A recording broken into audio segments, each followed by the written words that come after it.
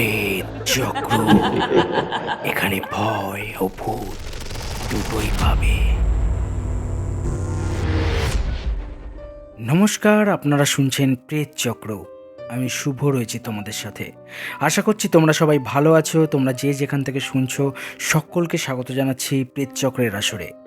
আজ প্রেত চক্রের ৭০ নম্বর এপিসোডে তোমাদের জন্য একটি ভয়ঙ্কর ঘটনা নিয়ে হাজির হয়েছি আমি। আজকের ঘটনাটা পাঠিয়েছে বাংলাদেশ থেকে আমাদের একটি বন্ধু। আজকের ঘটনাটা কবরস্থানকে কেন্দ্র করে, তাই আজকের ঘটনাটা প্রচণ্ড ভয়ের হতে চলেছে। আশা করছি তোমাদের ভালো লাগবে, আর যদি ভালো লাগে তাহলে অবশ্যই লাইক করে দেবে, কমেন্ট করে দেবে, আর ঘটনাটি বেশি করে শেয়ার করে দেবে।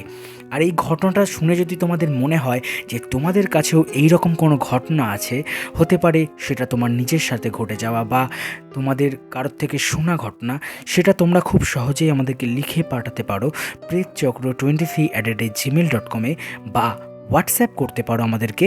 হোয়াটসঅ্যাপ নাম্বার ভিডিওর ডেসক্রিপশানে দেওয়া আছে বা ভিডিওর থাম্বনেলেও তোমরা পেয়ে যেতে পারো। আর তোমরা যারা আগের এপিসোডটাকে শোনোনি, অর্থাৎ ৬৯ নম্বর এপিসোডটা, সেটা শুনে নিতে পারো। বেশ ভয়ের একটা ঘটনা দেওয়া আছে। আজকে আর বেশি কথা বাড়াবো না, আজকের ঘটনাটা শুনে নেব।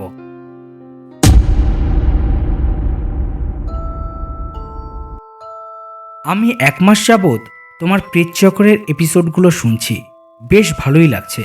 তাই আমি আমাদের এলাকার কবরস্থানের গার্ডের সাথে ঘটে যাওয়া একটি অলৌকিক ঘটনা আপনাদের সঙ্গে শেয়ার করছি। আমি বাংলাদেশ থেকে তুহিন সরকার। কিছু কারণে আমি আমার বাড়ির ঠিকানা গোপন রাখছি এবং যাদের সঙ্গে ঘটনাটা ঘটেছে তাদের আসল নামের জায়গায় ছদ্মনাম ব্যবহার করছি। ঘটনাটা এই রকম। আমাদের এলাকায় একটা বড় কবরস্থান আছে, বিশাল বড় জায়গা আর বড় বড় গাছ দিয়ে ঘেরা। তো এই কবরস্থানে সকালে একজন গার্ড আর কবর খোঁড়ার লোক থাকতো, আর রাতে আরও একজন গার্ড আরও একজন কবর খোঁড়ার লোক তার সঙ্গে থাকতো। কবরস্থানে গেট দিয়ে ঢুকে ডান দিকে সিকিউরিটি গার্ডের বসার জায়গা, ওইখানেই সিকিউরিটি গার্ড এবং যে কবর খুঁড়তো তারা দুজনে বসে একসঙ্গে আড্ডা মারত। ঘটনাটা ঘটে করিম ও মিরাজের সাথে। মিরাজ সিকিউরিটি গার্ডের কাজ করত আর করিম করত কবর খোঁড়ার কাজ। তো একদিন দুজনে রাতে ডিউটি পড়ে। মিরাজের কাজ ছিল পুরো কবরস্থানের দেখাশোনা করা। তো সেই মতো মিরাজ করিম দুজনে মিলে রাতে ঘুরে ঘুরে সেই জায়গাটার দেখাশোনা করত। অনেক সময় তারা খেয়াল করত কোনো নতুন কবর হলে শেয়াল কুকুর এসে কবরের সাইড দিয়ে গর্ত খুঁড়ে সেই লাশটাকে খাবার চেষ্টা করত। আবার অনেক এমন মানুষ আছে যারা কালো জাদু করবার জন্য কবর থেকে লাশ চুরি করতে আসতো।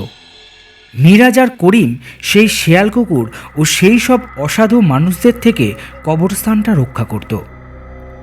দিনের পর দিন এই রকম হওয়ায় তারা কবরস্থানের লোকদের সঙ্গে কথা বলে এবং সব কবরের চারদিক দিয়ে বেড়া দিয়ে দেওয়ার কথা বলে এবং বেড়াও দেয়। এই রকমই একদিন একটি নতুন কবর দেওয়া হয়েছে। রাতে মিরাজ আর করিম ডিউটিতে বেরিয়েছে। ঘুরতে ঘুরতে তারা দূর থেকে দেখতে পায় কোনো একটা পশু নতুন কবরটার মাটি খুঁড়ছে। তো তারা কবরের সামনে আসে, এসে দেখে একটা শিয়ালের মতন কিছু কবরের উপরের মাটি খুঁড়ে লাশটাকে বার করার চেষ্টা করছে। মিরাজের কাছে একটা লাঠি ছিল। মিরাজ লাঠিটা দিয়ে সেই শিয়ালটাকে মারবার চেষ্টা করলো, কিন্তু তার মনে হলো লাঠির আঘাত যেন ওই শিয়ালটার গায়েতেই লাগছে না। কবরের চারদিক দিয়ে উঁচু করে বেড়া দেওয়া ছিল, কিন্তু শিয়ালটা গর্ত খুঁড়ে নিচ দিয়ে ঢুকেছে। তখন করিম বলল, আরে ছাড় ছাড়, মারতে হবে না, তাড়িয়ে দে। তো শিয়ালটা কিছুতেই সেখান থেকে যাবে না। তখন মিরাজ ভেতরে ঢুকে শিয়ালটাকে মেরে টেনে বার করার চেষ্টা করলো এবং দেখল শিয়ালটা যেই জায়গা দিয়ে গর্ত করেছে সেই জায়গাটা দিয়ে লাশের মুখটা দেখা যাচ্ছে, জানাজার কাপড়টা খোলা অবস্থায়। এটা দেখে মিরাজ একটু ভয় পেল। মনে মনে ভাবল হয়তো শিয়ালটা লাশ খাবে বলে এরকম টানা হেঁচড়া করায় কাফনের কাপড়টা ছিঁড়ে গেছে। তখন মিরাজ করিমকে বলল, করিম মিয়া, শিয়ালটা যেখানে গর্ত খুঁড়েছে সেখান দিয়ে লাশটার মুখটা দেখা যাচ্ছে। তখন করিম মিয়া বলল, দেখা যাক, তুমি মাটি দিয়ে ভালো করে চেপে দাও। মিরাজ বলল, না ভাই, আমি সব লাশটাসে হাত দিতে পারবো না, আপনি করেন। তখন করিম ভাই সেই কবরের কাছে এসে দেখে লাশটার মুখ থেকে কিছু কিছু জায়গায় মাংস পচে খসে পড়েছে এবং সেই জায়গা দিয়ে কঙ্কালের কিছুটা দেখা যাচ্ছে। সেই রাতের বেলা আবছা আলোতে করিম মিয়া এই দৃশ্য দেখে কিছুটা ভয় পেল এবং তাড়াহুড়ো করে মাটি দিয়ে শিয়ালের করা গর্তটা আবার ঢেকে দেয় এবং বেড়ার যেই জায়গাটা শিয়ালে গর্ত করেছিল সেই জায়গাটিতে মাটি দিয়ে আবার আগের মতন করে দেয়, দিয়ে দুজনে চলে আসে। তারা কিছুটা পথ চলে আসবার পর শুনতে পায় একটা শিয়াল বিকট সুরে ডাকছে। তো তারা ভাবলো হয়তো যে শিয়ালটাকে তারা তাড়িয়ে দিয়েছে সেই শিয়ালটাই ডাকছে। তারপর সকাল হলে দুজনে যে যার মতন বাড়ি চলে যায়। করিম ভাইয়ের বাড়ি ছিল কবরস্থান থেকে কিছুটা দূরে। করিম ভাই এই ঘটনার পর আর দুদিন কাজে আসেনি। তো মিরাজ ভাই করিম ভাইয়ের কাছে খবর নিতে গেল যে তার কি হয়েছে। গিয়ে দেখে করিম ভাই কিছুটা ভীত হয়ে তার দিকে তাকিয়ে আছে। তখন মিরাজ ভাই বলে, ওহে করিম, তোমার কি হয়েছে, দুদিন কাজে গেলে না? তখন করিম ভাই বলে, শরীরটা একটু খারাপ, সুস্থ হলে তারপর যাব। এই কথা শোনার পর মিরাজ ভাই বাড়ি চলে যায়। সেই দিন সন্ধ্যাবেলায় করিম ভাই হাত পা ধোয়ার জন্য তাদের কলপাড়ে গেছে। তখন সে দেখতে পায় একটা কাফনে মোড়ানো লাশ তার থেকে কিছুটা দূরে শুয়ে আছে এবং সেই লাশটা তার দিকেই তাকিয়ে হাসছে। এটা দেখে সে কিছুটা ভয় পায় এবং সেখান থেকে দৌড়ে বাড়ি চলে আসে। তারপর থেকে করিম যেখানেই যায় সেইখানেই সেই লাশটাকে দেখতে পায়। একদিন সন্ধ্যায় সে একা ঘরে ঘুমাচ্ছে। রাতে তার ডিউটি আছে, তাই সে সন্ধ্যায় একটু ঘুমিয়ে নিচ্ছে। হঠাৎ একটা পচা দুর্গন্ধে করিম ভাইয়ের ঘুমটা ভাঙল। করিম ভাই শোয়া অবস্থা থেকে চোখটা খোলা মাত্র প্রচণ্ড ভয়ে সে বিকট একটা চিৎকার দেয়।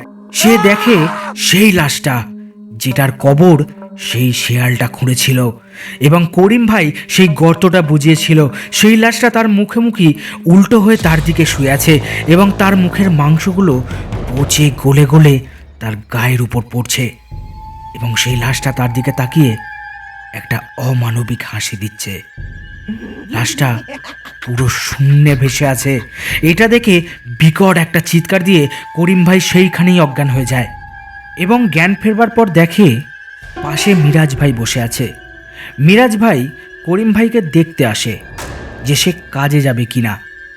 বাইরে থেকে দরজা ধাক্কা দেওয়ার পর যখন কেউ দরজা খুলছে না, তখন মিরাজ ভাই কয়েকজন লোককে ডেকে দরজা ভেঙে ভেতরে ঢোকে এবং দেখে করিম ভাই অজ্ঞান হয়ে বিছানায় পড়ে আছে। জল ছিটিয়ে তার জ্ঞান ফিরিয়ে আনে এবং করিম ভাই মিরাজ ভাইকে বলে যে, আমি সেই লাশটাকে দেখেছি, সে আমার মুখোমুখি হয়ে শুয়েছিল। এটা দেখে আমি অজ্ঞান হয়ে গেছি। তখন পাশের পাড়া থেকে একজন কবিরাজকে ডেকে আনা হয় এবং সেই কবিরাজ এসে করিম ভাইয়ের হাতটা চেপে ধরে এবং বলে যে, কয়েকদিন আগে তুই কি কিছু করেছিলিস কবরস্থানে? তখন করিম ভাই বলে, না তো, কিছু করিনি। সেই কবিরাজ করিম ভাইকে আবার বলে, ভালো করে ভেবে বলতো, তোরা কি কোনো কবরের মাটি সরিয়েছিলি বা কোনো কিছু এলোমেলো করেছিলি? তখন করিম ভাই বলে যে, একটা শিয়াল নতুন একটা কবর খোঁড়ে সেই কবরের লাশটাকে খেতে চাইছিল। আমি সেই শিয়ালটিকে মেরে তাড়িয়ে গর্তটা আবার ভালো করে বুঝিয়ে দিই। এটা শুনে কবিরাজ বলে, যা, কবরটা ভালো করে ঠিক কর। লাশের মুখের কাফনের কাপড়টা না ঠিক করেই তো মাটি চাপা দিয়েছিলিস। মাটিটা খুঁড়ে কাফনের কাপড়টা ঠিক করে বেঁধে আবার মাটি চাপা দে। তখন করিম ভাই মিরাজ ভাইকে সঙ্গে নিয়ে কবরস্থানে গিয়ে সেই কবরটা আবার খোঁড়ে এবং লাশের মুখের কাপড়টা ঠিক করে আবার মাটি চাপা দিয়ে দেয়। তারপর থেকে করিম ভাই আর সেই লাশটাকে কোনোদিন দেখেনি। করিম ভাই আস্তে আস্তে সুস্থ হতে থাকে। ঘটনাটা অনেক বছর আগের। করিম ভাই মারা গেছে, কিন্তু মিরাজ ভাই এখনও বেঁচে আছে এবং সেই কবরস্থানটা এখনও অক্ষত আছে। তাই আমি জায়গার নাম ঠিকানা বললাম না। এটাই ছিল আমাদের এলাকার একটা জানা ঘটনা। আশা করছি তোমার ভালো লাগবে।